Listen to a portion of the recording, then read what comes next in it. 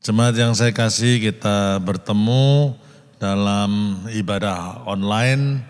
Walaupun ini merupakan pertama kali kita bertemu secara on air, saya percaya bahwa pertemuan kita ini akan membawa berkat bagi masing-masing kita. Dimanapun sudah berada juga, Tuhan akan memberkati setiap kita. Walaupun jarak kita jauh, semoga apa yang kita renungkan pada saat ini membawa berkat. Dan greetings untuk Gereja House for All Nation yang ada di Calgary, dari Gereja MDC yang ada di Surabaya. Saya mengenal Pak Eri Prasaja sudah lama sekali, dan ini merupakan satu kesempatan yang paling membahagiakan jika kita bisa ketemu walaupun on air. Dan tema yang disampaikan kepada saya adalah mengenai fatherhood. Saudara, bersyukur saudara di Kanada merayakan fatherhood. Di Indonesia kita tidak merayakan hari bapak. Rupanya kurang dihargai. Mungkin saudara ya. Yang ada hari ibu. Dan double lagi, hari Kartini, hari ibu. Ya banyak yang merayakan tentang jasa-jasa dari ibu ini, tapi kalau bapak seringkali dilupakan. Padahal peran bapak dalam kehidupan seseorang itu adalah penting dalam kehidupan seseorang. Tahun 2014 merupakan tahun yang berat bagi saya. Saya katakan berat karena pada tahun itu adalah tahun di mana ayah saya meninggal. Dia meninggal pada usia 84 tahun. Dan pada waktu dia meninggal, saya merasa oke gitu. Merasa bahwa ya memang sudah tua dan sudah selayaknya dia sudah hidup dengan sangat luar biasa. Dan anak-anaknya juga sudah besar, anak-anaknya sudah tidak tergantung dari papa. Dan saya pikir akan biasa-biasa, tetapi pada waktu beliau meninggal, ada beban yang sangat berat dalam diri kami semua sebagai anak-anak.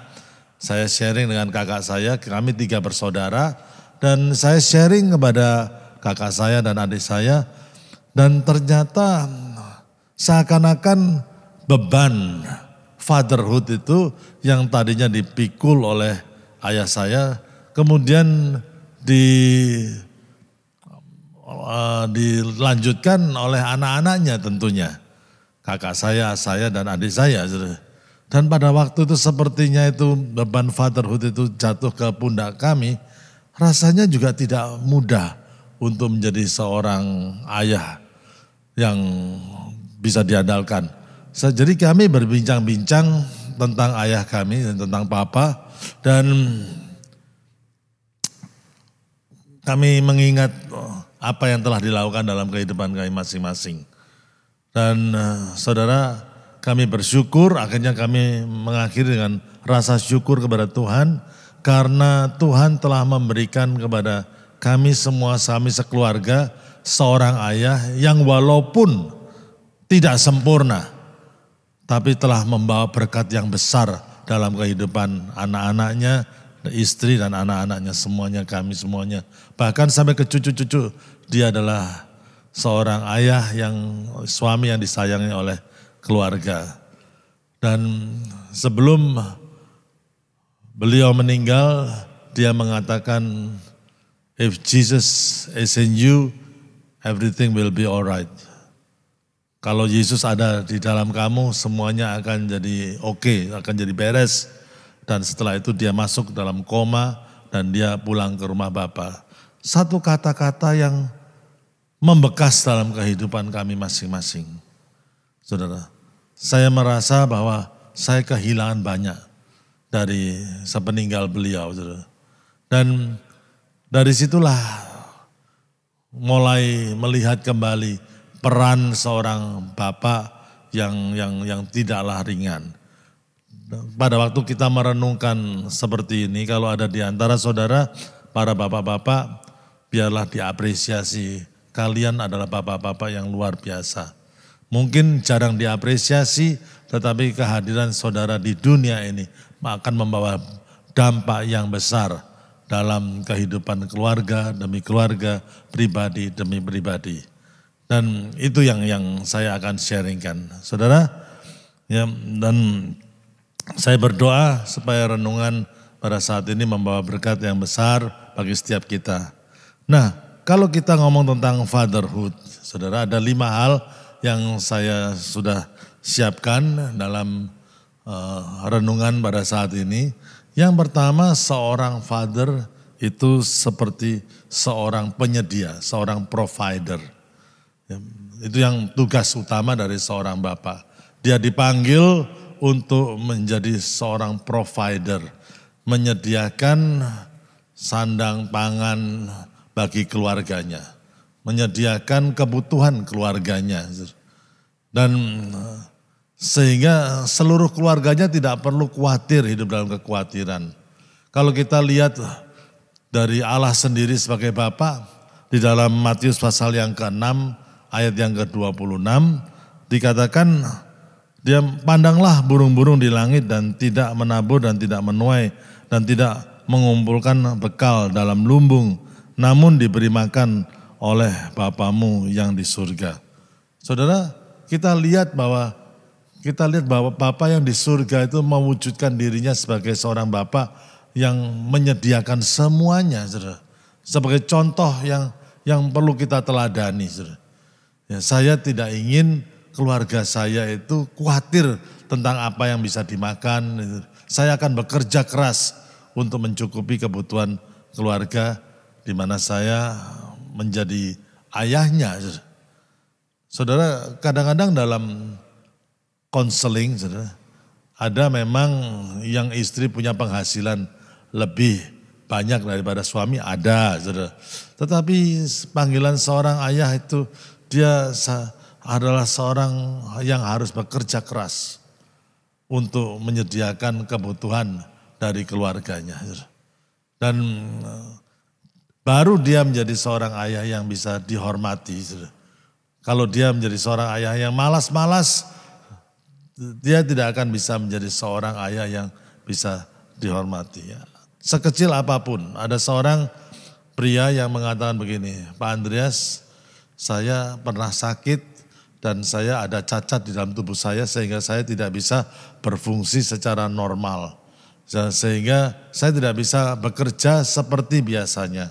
Istri saya memang bekerja di kantor dan dia mempunyai penghasilan yang lebih banyak dibandingkan saya.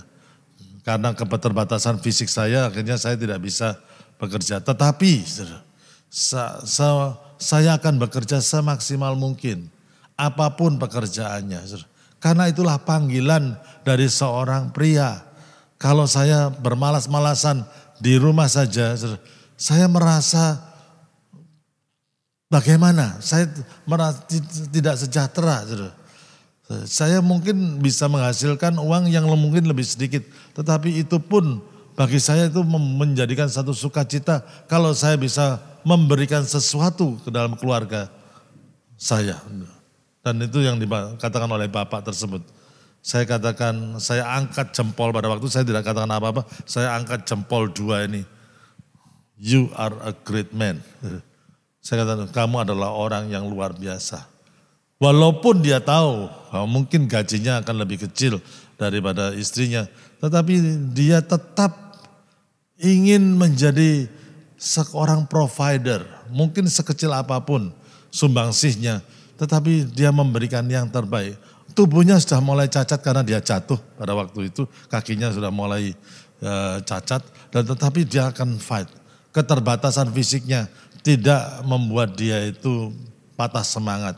Tapi dia ingin menunjukkan bahwa dia adalah seorang suami, seorang ayah yang mau bekerja keras untuk keluarganya.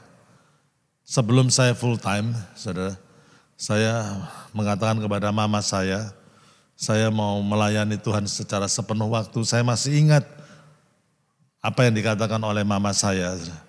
Dan mama saya mengatakan begini, kalau kamu menjadi seorang tukang sampah sekalipun, kalau hatimu baik dan kerjamu rajin, kamu tidak akan sampai tidak makan. apalagi kamu melayani Tuhan. Saya masih ingat apa yang dikatakan oleh mama saya. Hatinya baik, kerjamu rajin. Saudara, sebagai seorang father, seorang ayah, suami, kita harus menjadi pekerja keras, menjadi provider.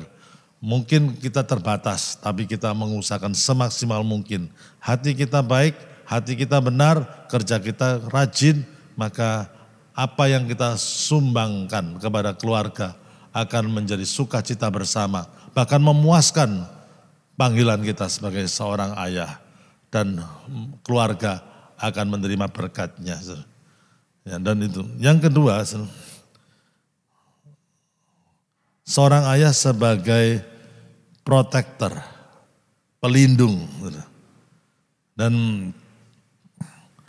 Kejadian pasal yang 26 yang 15, kita belajar fatherhood ini saudara, karena memang kalau dilihat ayatnya tidak banyak, tetapi kita bisa belajar fatherhood, kebapaan ini dari Allah sendiri. Karena itu dia Allah Bapa, Allah yang luar biasa. Dan demikian kata firman Tuhan, sesungguhnya aku menyertai engkau dan aku akan melindungi engkau kemanapun engkau pergi dan aku akan membawa engkau kembali ke negeri ini. Sebab aku tidak akan meninggalkan engkau, melainkan tetap melakukan apa yang kujanjikan kepadamu. Kejadian 28 ayat yang ke-15. Saudara, kalau misalkan ada seorang ayah dan dia ada di rumah, dan kemudian telepon berdering di rumah itu, dan kemudian dia katakan kepada istrinya, kalau ada orang cari aku bilang aja tidak ada. Bagi saya itu sesuatu yang berat bagi seorang istri karena seharusnya dia yang harus melindungi istrinya. Dia yang harus melindungi anak-anaknya. Tapi justru dia yang minta dilindungi oleh istrinya atau mungkin anak-anaknya. Adalah seorang pria yang sebetulnya dia harus yaitu untuk berdiri teguh untuk menjadi pelindung bagi keluarganya. Saudara, ini yang harus ada, saudara. Dan memang ada masa-masa yang sulit di mana pada waktu anak saya berada di SMA, saudara. Dan anak saya ini adalah yang laki-laki yang pertama, sering dibully sama teman-temannya di sekolah. Saya tidak tahu kenapa kok anak saya laki-laki sering dibully. Padahal saya dulu kalau di SMA sering membuli. Mungkin apa yang ditabur dituai ya ini hanya jokes saja ya.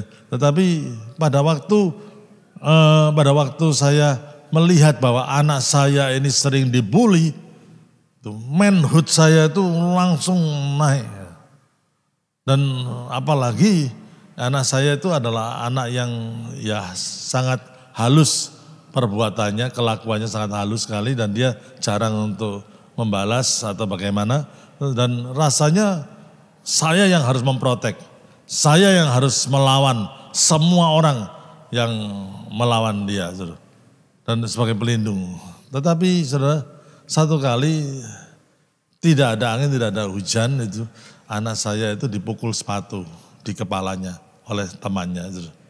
Wah, pada waktu saya dengar ini, hati saya mendidih. Saudara.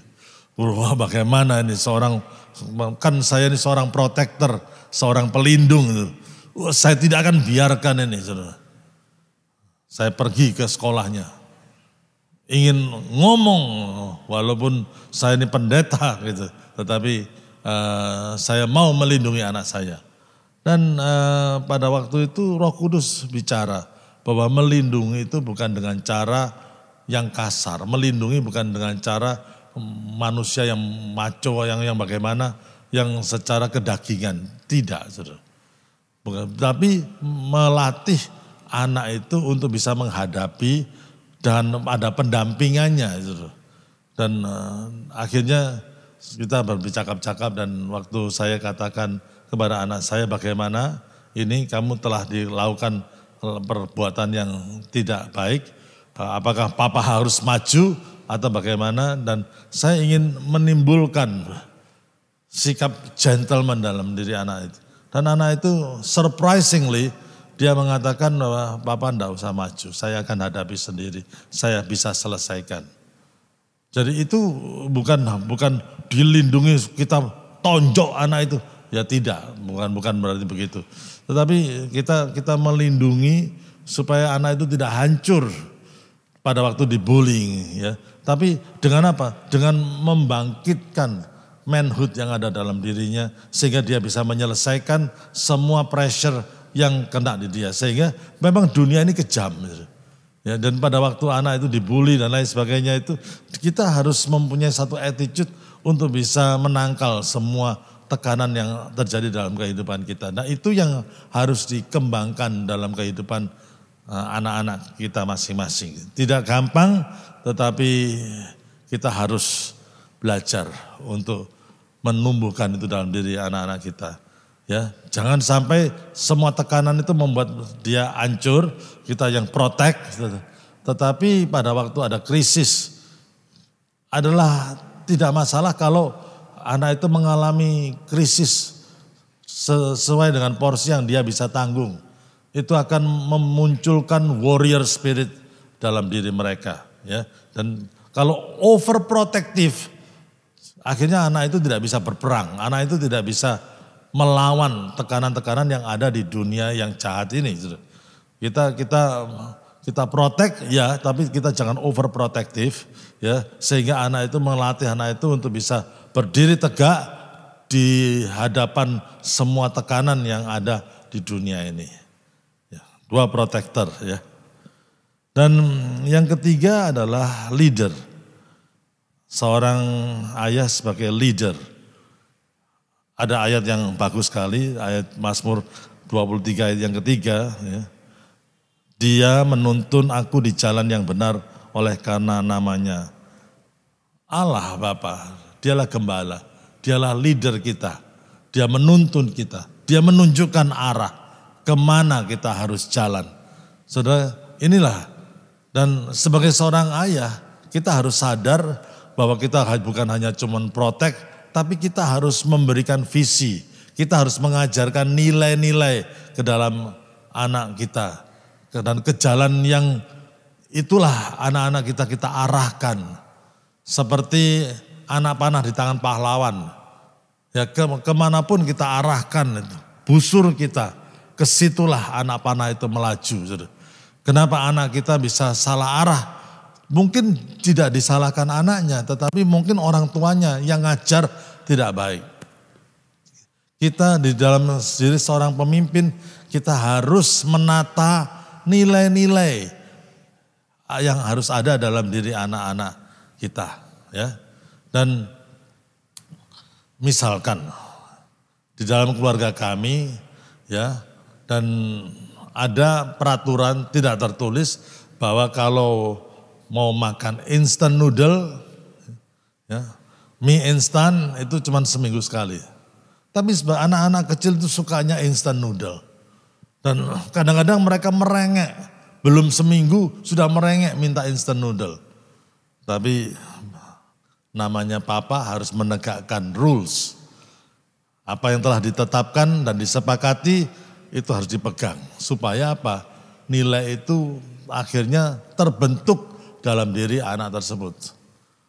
Dan walaupun jungkir balik, merengek dan lain sebagainya, instant noodle cuman hari Sabtu saja.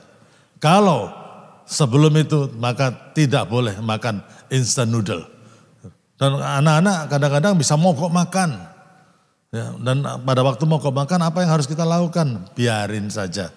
Anak tidak akan mati kalau tidak makan instant noodles 1 hari. Tidak akan mati, biarin saja. Ya. Dan kita biasanya sebelum makan kita berdoa, mengucap syukur untuk makanan apa saja yang Tuhan sediakan di meja makan. Harus dimakan. Kalau minta instant noodle dan tidak mau makan makanan di meja, silahkan. Ya jangan makan. Dibiarkan begitu. Supaya apa? Menegakkan value-nya itu. Dan akhirnya tertanam untuk mereka sekarang menjadi anak-anak yang baik sekali. Makan apa aja, dalam kondisi apa saja, mau semuanya. Dan mereka mengucap syukur kepada Tuhan untuk makanan yang disiapkan, apapun juga. Saudara, melatih mereka seperti ini tidaklah mudah. Perlu waktu dan konsistensi. Diperlukan jiwa seorang pemimpin untuk bisa menetapkan nilai-nilai yang harus tertanam dalam diri anak. Saudara, itu pun saudara, belum tentu orang tua bisa berhasil karena dikatakan pergaulan yang buruk merusak kebiasaan yang baik. Kebiasaan yang sudah dibiasakan bertahun-tahun bisa rusak karena pergaulan. Saudara. Makanya tantangan orang tua ini tidaklah mudah. Saudara. Ya, mari kita belajar untuk menjadi seorang pemimpin yang bisa menanamkan nilai-nilai, yang bisa memberikan arah kepada anak rohani kita, anak kita sendiri untuk kemana mereka harus melanjutkan kehidupan mereka. Ya. Yang keempat, yaitu sebagai pendukung atau supporter yang mendukung. Ulangan pasal yang ke-32 yang 11 dikatakan laksana Raja Wali menggoyang bangkitkan isi sarangnya, melayang-layang di atas anak-anaknya, mengembangkan sayapnya, menampung seekor dan mendukungnya di atas kepaknya. Saudara, pada waktu induk Raja Wali melihat bahwa anaknya itu sudah waktunya untuk belajar terbang, maka sarangnya akan digoncangkan, dibongkarnya supaya anak-anak Raja Wali itu bisa terbang dengan kekuatan sayapnya. Induk Raja Wali tahu kapan itu waktunya, saudara. Dan seringkali saudara, bahwa kita saudara, juga harus tahu kapan anak-anak kita harus diberikan tanggung jawab. Tapi tidak dilepas, harus ada supporternya. Pada waktu mereka gagal, kita harus menjadi pendukung.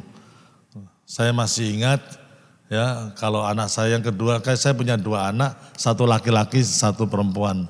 Dan pada satu saat anak saya yang perempuan itu pulang dari sekolahan, ya dan kemudian nilainya jelek dan dia ketakutan. Pada waktu saya datang dari kantor, anak itu sudah ketakutan. Saya tahu bahwa nilainya jelek dan takut ketemu dengan bapaknya.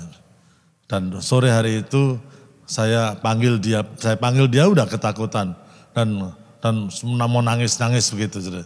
Tapi saya rangkul, saya hug dia. Dan saya katakan, Papa tahu bahwa ulanganmu jelek.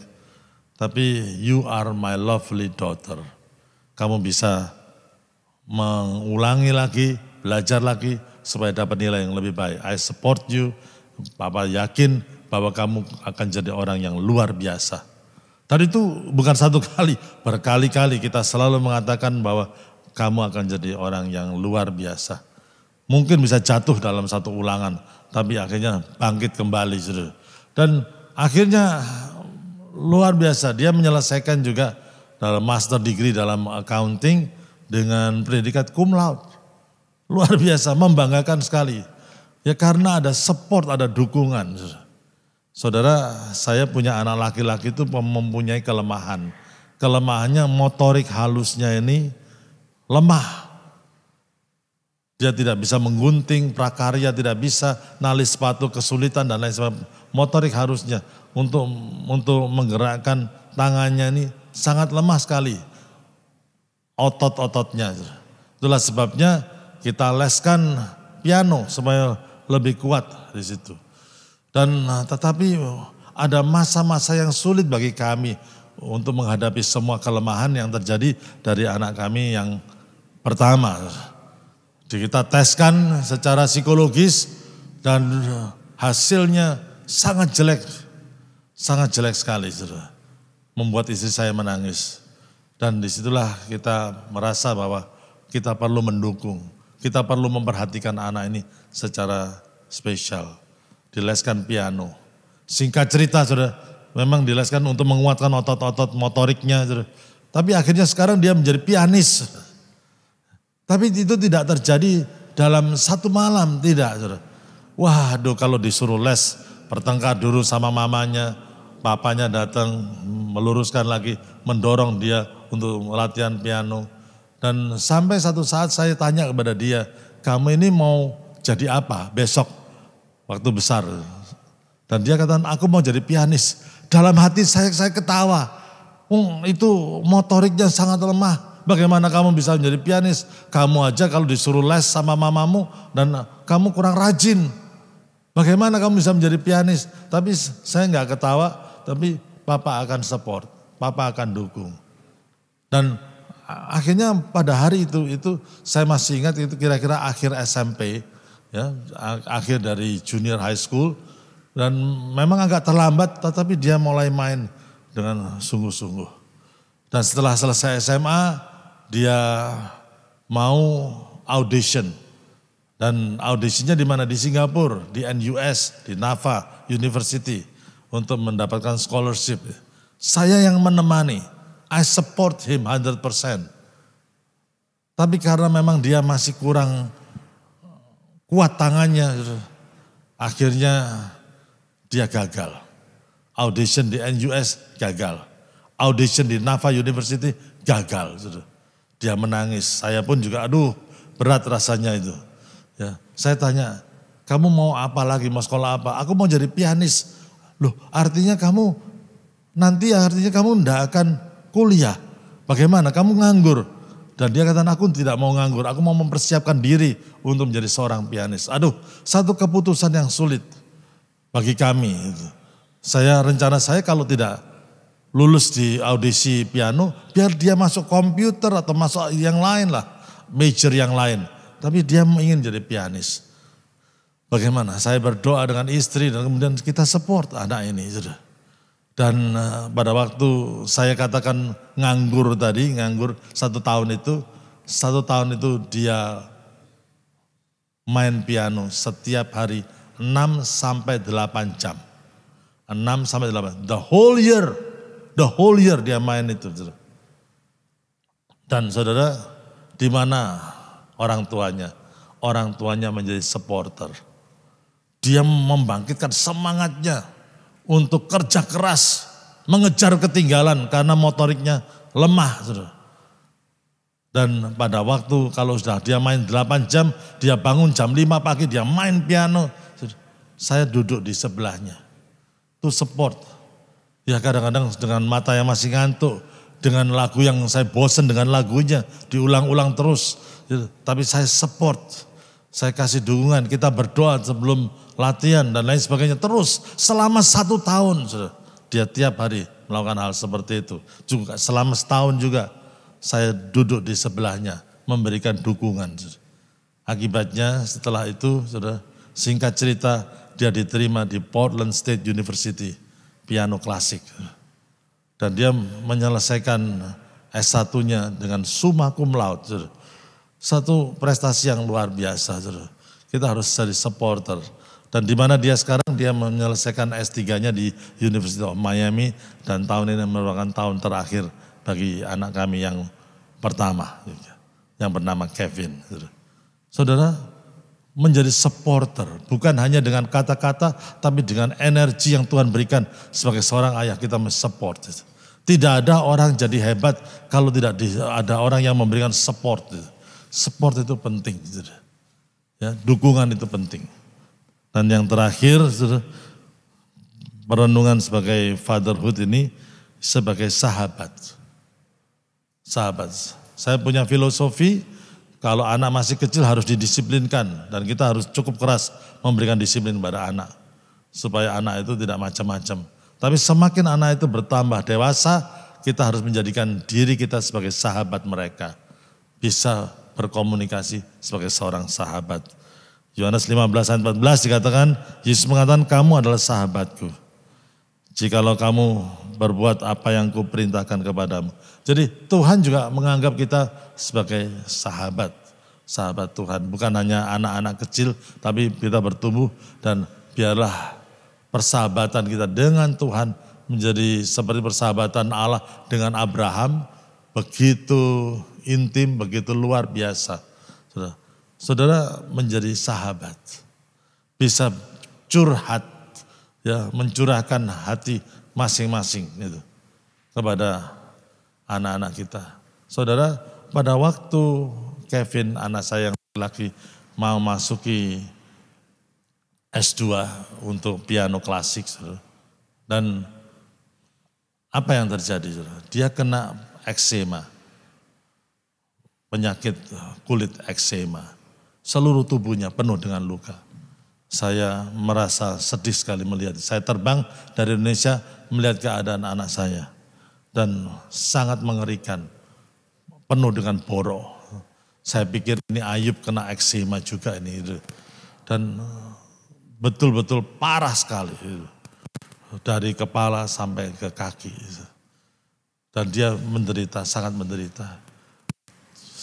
Itu masa-masa di mana dia sangat menderita dan sangat susah. Saya pun tidak kuat sampai menitikkan air mata melihat penderitaan anak saya yang pertama ini. Tapi Tuhan buka jalan secara luar biasa. Akhirnya research center dari di Portland menjadikan dia pasien uji coba obat eksema yang baru, yang menguatkan imun sistemnya. Dan pada waktu dia akhirnya mengkonsumsi obat tersebut, akhirnya dia pelan-pelan dipulihkan dan akhirnya sembuh total dari penyakit eksema ini. Satu proses yang panjang, tetapi kita melihat bahwa semuanya itu karena ada pendampingan sehingga kita bisa menguatkan anak-anak kita. Apakah kita itu sudah menjadi provider? Apakah kita sudah menjadi protector atau pelindung? Apakah kita menjadi leader? Apakah kita menjadi supporter? Apakah kita menjadi sahabat dari anak-anak kita? Saudara, saya percaya bahwa ada juga di dalam jemaat kami yang single parents. Tidak ada bapaknya atau tidak ada ibunya dan lain sebagainya. Saudara, kalau saya ngomong tentang fatherhood ini, bukan hanya bagi ayah saja, tapi bagi seorang yang memimpin keluarganya single. Jadi mungkin seorang ibu yang sudah suaminya sudah meninggal atau bagaimanapun, saudara bisa memainkan peran seorang ayah. Rasul Paulus sendiri juga dia bisa memerankan sebagai seorang ibu yang mengasihi anak-anak rohaninya, tapi dia juga bisa menjadi memerankan seorang ayah atau father untuk memberikan direction dan kekuatan kepada anak-anak rohaninya.